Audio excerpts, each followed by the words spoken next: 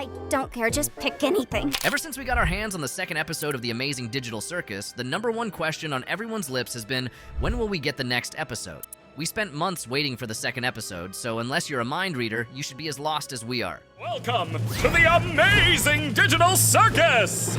Still, the one thing we know with certainty is all the theories for the third episode, and believe me, you need to be strapped to your seat for this one. From our favorite character surviving a haunted house to working their ass off at a fast food chain called Spudsies. Ooh, a new AI. You don't want to mess with the new AI, Zuby? The theories are as weird as they come, and trust us to be all over them. Like true fanatics, we are starting with the wildest theories in episode 3. Oh, he's doing great. And if you guessed it's about the haunted mansion, you would be 100% correct. It looks like every episode is going to start out with Kane talking about his next big adventure, and episode 3 shouldn't be any different. Only this time, our first theory has it being all about a spooky mansion where Kinger gets to do all sorts of things we can't talk about without violating the Geneva Convention. Forgetting about war crimes for a minute, the next adventure should take us to a haunted location where the crew meets up with Martha Mildenhall and some other new NPCs who didn't make it to the second episode. When Kane was giving us the runaround about the new characters, he made it seem like they were all going to make their debut in Candy Carrier Chaos, but we were all duped. Instead, we get a colorful kingdom ruled by Princess Lulalalu and her subjects. The inclusion of the Fudge Monster and the Gummy Goo Gang made it apparent that not all the characters from the teaser were present in the second episode. It's a good thing that they all didn't feature in the episode because we would be totally in the dark about episode 3. We love getting hit with fresh content, but sometimes it helps to know a few details of what we are getting, and it sounds like a scary episode is on its way any day now. If you're looking for something to back this theory, look no further than the sketchy scene of Kinger assaulting someone with a shotgun.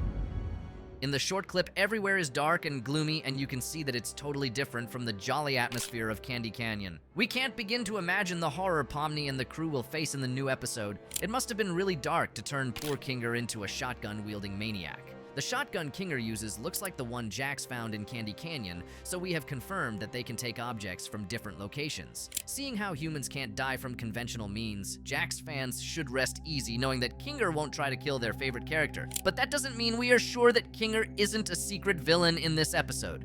We can already picture an episode where Kinger goes full psycho and attacks everyone before he abstracts. It's no secret that the King chess piece isn't the most mentally stable character you can find. He was showing signs of improvement in the second episode, but he soon reversed to his schizophrenic self towards the end. We know it sounds like we hate Kinger, but don't underestimate the big guy. He may actually surprise everyone as a chilling villain. Our theory aside, we know the new characters have roles to play that we may not know about. So until we get more information, we can't say much about them. Gooseworx hasn't given us anything on Martha Mildenhall other than the fact that she is a cyan-colored character who makes an appearance in a future episode. Mildenhall isn't the only character who will grace our screen soon, so fans should look out for a tape recorder character and the ghostly seal. We should also mention that Glitch uploaded a weird image on their YouTube page that shows most of the human characters doing different stuff in the background, and while we want to believe it has something to do with episode 3, it comes off like a thank you image, so we won't think about it too much. The second theory we have on what episode 3 might look like takes us to a fast food chain called Spudsies. Apart from offering some of the best fried chicken you have ever tasted, these guys pay minimum wage and they somehow got Jax to work for them. The clip of Jax in the cute Spuds' apron got people talking, and we believe it has something to do with the third episode. It doesn't make sense that after getting trapped in a VR nightmare, you still have to think about doing back-breaking work for minimum wage. So it makes no sense for Jax to be in the Spudsies in the first place, unless it's part of an elaborate scheme by Kane to get the humans to do something. Seeing how it took months before the guys at Glitch gave us episode 2, it's going to take some time before we get the third episode on the show. If you really want to digest as much content on the show before it gets here, you have to subscribe to the channel and smack that notification button to stay one step ahead of the crowd. Seeing how we only saw Jax putting on the apron, there is a high chance he is the only one forced to work minimum wage. This doesn't make things better because we have to wonder what the other characters are doing if they aren't working at Spudsies with Jax. Our theory on the third episode sees Jax getting punished by working alone at Spudsies, so the rest of the gang gets to go on a separate adventure. Look at my hand. I didn't know what to do. Some fans may say they will miss his pranks and sleazy attitude, but we say good riddance. At least we know it won't be another episode where Pomni gets tortured non-stop. But since the other characters aren't with Jax, the theory can't account for their whereabouts with certainty. They might actually just be hard at work in the kitchen, making the food Jax will serve to the customers. The one thing this theory is sure about is the existence of Orbsman. If you don't know who that is, he was one of the NPCs Kane teased in the trailer, and you can recognize him as the fella made out of blue orbs. Orbsman is one of the characters who didn't make it to Candy Carrier Chaos, despite our high hopes that he might make his debut in Princess Lulalalu's kingdom. It wasn't all bad though, because it means he definitely makes an appearance in the future with Jax. We have a feeling Orbsman might be one of those annoying people who go to restaurants to stress out the staff, and it's poetic that Jax will be behind the counter. Gooseworx really made Orbsman's arrival a big deal when she tweeted out that, "We won't be ready for Orbsman." She hasn't said this about any other character, so you can't blame us for getting anxious about his arrival. We really need to know what is so special about the character that makes the show's creator claim we aren't ready for him.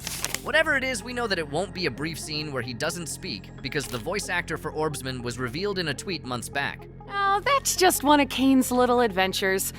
Unlike other NPCs who we don't know anything about, we seem to be getting a bit of information about the character before we meet. We are taking this as a positive sign that Orbsman is going to have a few epic scenes in the upcoming episode. If he can get revenge for Gangle and Regatha, he is already a hero in our books. So we are keeping our fingers crossed that Jax will get a taste of his own medicine in the third episode of the Amazing Digital Circus. The final theory that has been gaining traction among fans has something to do with the unfinished stadium we saw in the teaser where Kane revealed the new characters. When we first set eyes on the stadium, it looked like it still needed some work, and Kane tried his best to hide, which made us feel it was an important location. I'm testing out a new AI in this one. It should be 57 times more immersive. After all, why would he try to hide it if it wasn't important? When we think of stadiums and coliseums, we imagine sports and gladiator events with lots of blood and sweat. So there is a huge possibility we will get a massive sports adventure or a huge fight.